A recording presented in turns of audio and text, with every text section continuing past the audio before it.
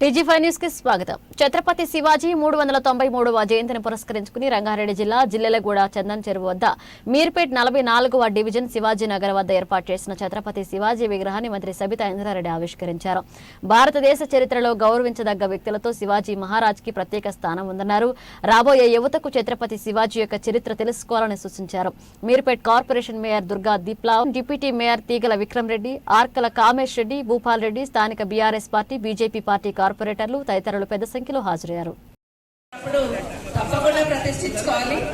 కాలనీలోనే కాదు, శివాజీ గారి విగ్రహాన్ని ఎక్కడైనా పెట్టుకోవాల్సిన అవసరం ఉంది. భారతదేశంలో ప్రతి ఒక్కరు గర్వించదగ్గ నాయకుడు శివాజీ గారు, తప్పకుండా పెట్టుకోవాల్సిన అవసరం ఉంది. భావితరాలకు వారి చరిత్ర కూడా తెలవాల్సిన అవసరం ఉందని ఉద్దేశంతో ఈరోజు మన మున్సిపల్ కార్పొరేషన్ లో కూడా మన జిల్లాలో కూడా చెరువు కట్ట మీద శివాజీ విగ్రహాన్ని ప్రతిష్ఠించుకున్నాం. ఇది రెండవది. 2 విగ్రహాలు ఈరోజు ప్రతిష్ఠించుకోవడం అనేది సంతోషాన్ని ఇచ్చింది. తప్పక అందులో ఈ ప్లేస్ బాగా ఐడెంటిఫై చేశారు. ఎందుకంటే నేను ఎప్పటికీ తిరుగుతూ పోతూ ఉన్నప్పుడు ఇక్కడ చెత్తేస్తుండేవాళ్ళు. ఎట్లా కంట్రోల్ చేయాలని ఆలోచిస్తూ ఉంటే ఇక్కడ బుర్ర తట్టలేదు. ఇప్పుడు నాకేం ఐడియా వచ్చిందంటే ఏడు చెత్తేస్తున్నాడు, చిన్న విగ్రహం పెట్టేసి పెట్టాలి, మళ్ళీ చెత్త వేయకుండా ఐడియా వచ్చేసింది.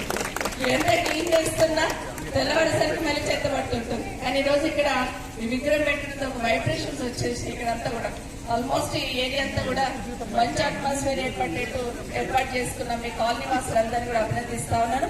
భవిష్యత్తులో కూడా మీరందరూ కూడా ఈ రోజు రాష్ట్రంలో జరుగుతున్నదంతా అబ్జర్వ్ చేస్తా ఉన్నాను.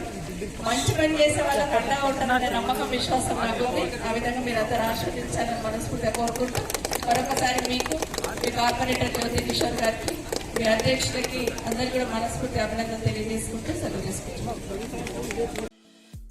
ఈ వీడియో మీకు నచ్చితే లైక్ చేయండి, షేర్ చేయండి, మా ఛానల్ ని సబ్స్క్రైబ్ చేయండి.